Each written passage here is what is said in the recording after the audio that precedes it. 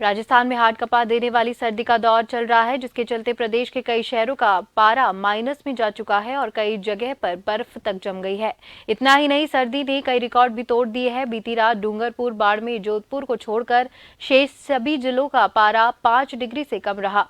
Jobner, Fatehpur, mount Abu, Churu का पारा minus में रिकॉर्ड किया गया। -6 डिग्री सेल्सियस के साथ माउंट आबू प्रदेश में सबसे अधिक ठंडा रहा, जिससे वहां मैदान में बर्फ जम गई। जयपुर के जोबनेर का पारा 4.2 डिग्री सेल्सियस रहा।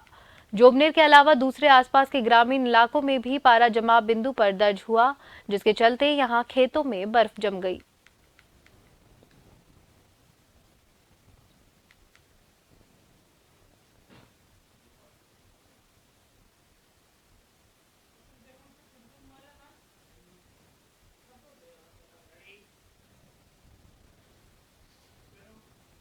समूचा उत्तर भारत कड़ाके की ठंड की चपेट में। पहाड़ों पर हो रही बर्फबारी और सर्द हवाओं ने मैदानी इलाकों में ठिठुरन बढ़ा दी है। उत्तरी हवाओं ने फिर से असर दिखाना शुरू कर दिया है, तो वहीं उत्तर भारत में शीतलहर ने जनजीवन अस्त व्यस्त कर अचानक से तापमान में आई गिरावट से लोगों की मुश्किलें बढ़ गई है। राजस्थान में कड़ाके की सर्दी से रात का तापमान 6 डिग्री तक गिर गया। ठंड का असर बढ़ने से खेतों में बर्फ की परत जमती हुई नजर आई। इस सीजन में पहली बार आधा दर्जन शहरों का तापमान माइनस में दर्ज हुआ। माउंट आबू, जोबनेर, फतेहपुर, चूरू, सीकर और करौली में तापमान माइनस में रहा। ठंड से बचने के लिए लोग गर्म कपड़ों और अलाव का सहारा लेते हुए दिखाई दे रहे हैं। वहीं अल सुबह और शाम सड़कें सूनी होती नजर आई। मौसम विभाग ने प्रदेश में शीतलहर का अलर्ट जारी किया। राजस्थान को अभी तेज सर्दी का सितम अगले 2 दिनों तक झेलना पड़ेगा।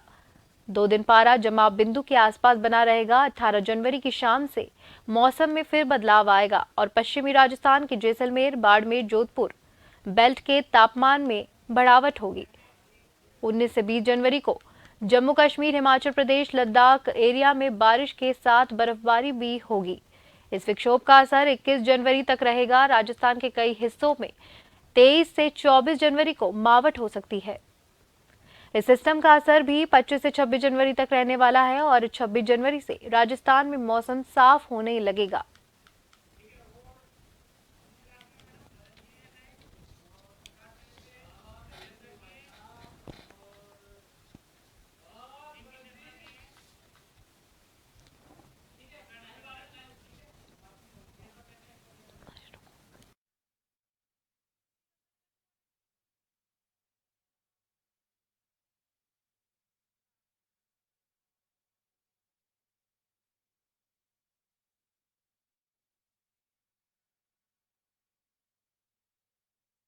जानकारी देने के लिए हमारे साथ हमारे संवाददाता सरदार शहर से गजेंद्र हमारे साथ जुड़ चुके हैं, अलवर से हमारे साथ भरत जुड़ चुके हैं और वहीं श्री गंगानगर से डीपी शर्मा हमारे साथ सीधे लाइव जुड़ चुके हैं। तो मैं सबसे पहले बात करना चाहूंगी अलवर में भरत से। भरत, क्या कुछ मौसम का असर देखने को मिल रहा है अलवर में, क्योंकि पूरा उत्तर भारत सर्दी की चपेट में आता हुआ दिखाई दे रहा है, कड़ाके की ठंड पड़ रही है, तो क्या हालात अलवर में बने हुए हैं? जी स्मृति, अब मैं अपने दर्शकों को बता देना चाहता हूँ कि अलवर में जमाव बिंदु पर तापमान पहुंच गया है। वहीं मैं बीती रात की बात करूं तो सबसे सीजन की सबसे ठंडी रात कही गई है। वहीं मौसम विभाग ने अगले 1 2 3 दिन में ऐसा ही मौसम रहने का अनुमान जताया है। वहीं जिस तरह की ये ठंड पड़ रही है, इससे आम जीवन परेशान हो रहा है। वहीं मैं किसानों की बात करूं कि किसानों की फसल में इन दिनों पाला जमने से उनकी जो सब्जी की फसल है, बैंगन है, गोभी है, जो टमाटर है, वो नष्ट हो गई है। वहीं मैं सिरसों की फसल की बात करूं तो सिरसों में भी अब करीबन 80% नुकसान देखने को मिल रहा है। वहीं आने वाले दिनों में मौसम विभाग ने ऐसा ही मौसम ठंडी हवा व शीतलहर चलने का अनुमान जताया है। वहीं 22 से 23 24 जनवरी के बीच मावठ भी हो सकती है, जिससे और ठंड का प्रकोप बढ़ सकता है। जी जी, अब मैं बात करना चाहूंगी श्रीगंगानगर से डीपी शर्मा से। जो डीपी शर्मा, किसानों की बात हो रही है, फसलों की बात हो रही है, ठंड की वजह से उनके चेहरे पे चिंता नजर आ रही है, तो क्या कुछ उनकी प्रतिक्रिया इस वक्त सामने आ रही है ठंड को देखते हुए?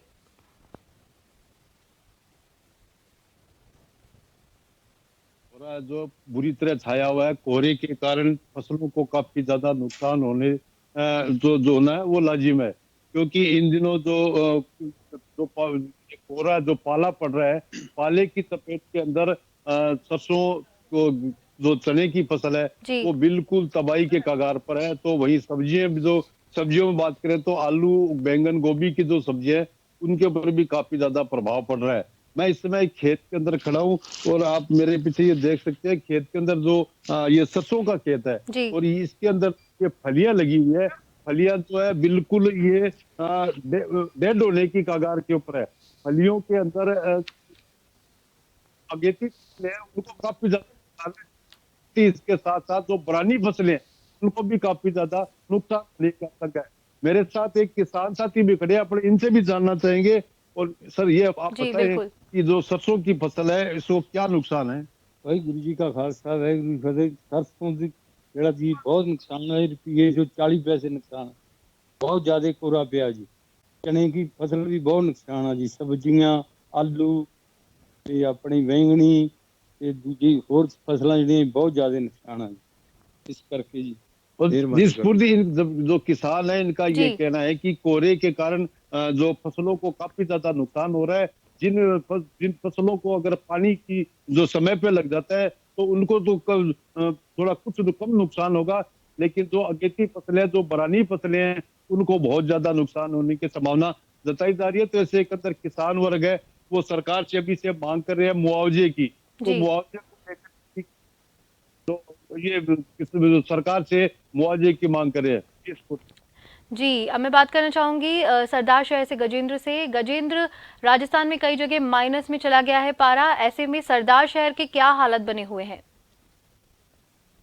बिल्कुल स्फूर्ति माँ को बता दूं कि जिस प्रकार से मैंने दोनों ही सहयोगी ने कहा कि किसान है वो काफी चिंतित है फसलों जी। को लेकर, लेकिन किसान ही नहीं बच्चे भी उतने ही चिंतित है क्योंकि बच्चों को सुबह से स्कूल जाना पड़ता है। चूरू जिले के तापमान की बात करें तो -2 डिग्री है वो तापमान चल रहा है। हालांकि जिला कलेक्टर सिद्धार्थ सियाग ने 5वीं तक के बच्चों की 17 जनवरी तक यानी आज तक छुट्टी कर रखी है। लेकिन इसके अलावा व्यापारी वो भी कहीं ना कहीं परेशान है क्योंकि जबरदस्त ठंड के चलते बाजार है वो देरी से खुलते हैं और देर शाम देरी से ही जल्द ही बंद हो जाते हैं। तो ऐसे में किसान क्या आम क्या खास हर कोई सर्दी के चलते परेशान है। दिन के अंदर भी सूल की तरह जो ठंडी हवाएं वो चुभती है। तो ऐसे में कहीं ना कहीं हर कोई सर्दी से परेशान है। हालांकि अस्पतालों की बात करें तो अस्पतालों के अंदर भी आउटडोर वो लगातार बढ़ गई है। सर्दी खांसी जुकाम के मरीज लगातार अस्पतालों में देखे जा सकते हैं। तो सर्दी का सिस्टम वो कहीं ना कहीं चूरू जिले के अंदर झेलने को मिल रहा है, देखने को मिल रहा है। जी जी, इसी के साथ में क्या कुछ व्यवस्थाएं की गई है, क्योंकि कोहरे के कारण काफी दुर्घटनाएं होने का भी संकट रहता है, तो इसको देखते हुए कोई व्यवस्था की गई है वहां पर?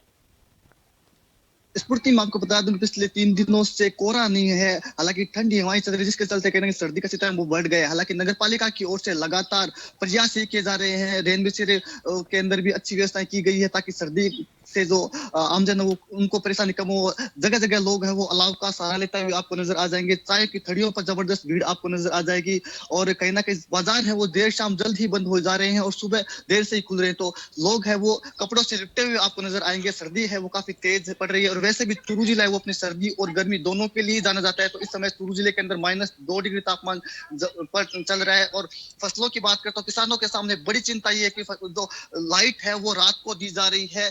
तो जिसके चलते कहीं ना कहीं किसान है वो काफी परेशान है। सड़कों पे किसान उतरे हैं लगातार। तहसील क्षेत्र के अंदर या फिर जिले भर के अंदर किसान है वो सड़कों पे उतर रहे हैं। सरकार से मांग कर रहे हैं कि जो लाइट है वो दिन में दी जाए। और हम और आप भी ये समझ सकते हैं कि जिस प्रकार से हमें परेशानी हो रही है कहीं ना कहीं किसानों को ज्यादा परेशानी हो रही है क्योंकि किसानों को रात के अंदर खेतों के अंदर काम करना पड़ रहा है। उनको वोल्टेज भी कम मिल रहा है। तो कहीं ना कहीं सरकार से किसान लगातार मांग कर रहे हैं कि हमें लाइट भी समय पर दी जाए और इसके अलावा दोहरी मार है वो किसानों को झेलनी पड़ रही है। जी स्फूर्ति। जी बिल्कुल, बहुत बहुत धन्यवाद आपका तमाम जानकारी देने के लिए।